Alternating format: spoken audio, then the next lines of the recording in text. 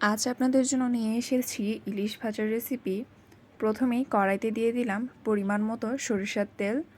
ইলিশ যদি সরিষার তেলে ভাজা হয় তাহলে তার একটা আলাদা স্বাদ থাকে। আর ইলিশ মাছ যত অল্প মশলায় ভাজা যায় ততই ভালো, তাহলে ইলিশের প্রকৃত স্বাদটা বজায় থাকে। তার জন্য প্রথমে চাকগুলো ভালোভাবে ধুয়ে নিয়েছি, তারপর তাতে পরিমাণ মতো লবণ, হলুদ এবং মরিচ গুঁড়ো দিয়ে ভালোভাবে মাখিয়ে নিয়েছি।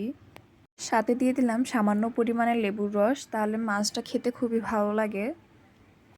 এরপর কড়াইতে তেলটা গরম হয়ে আসার পর একে একে সবগুলো মাছ দিয়ে দিব। হালকা লো ফ্লেমে এপিট ওপিট উল্টিয়ে নিয়ে মাছটা ভালোভাবে ভেজে নিব।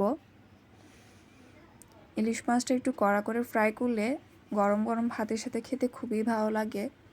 এরই মাঝে আমাদের ইলিশ ফ্রাই হয়ে গিয়েছে। এখন গরম গরম ভাতের সাথে সরষে দিয়ে ভাজা ইলিশ পরিবেশন করব। গরম ভাতের সাথে এভাবে ইলিশ ভাজা দিয়ে খেতে খুব বেশি ভালো লাগে। আজকের ভিডিওটি দেখার জন্য সবাইকে ধন্যবাদ।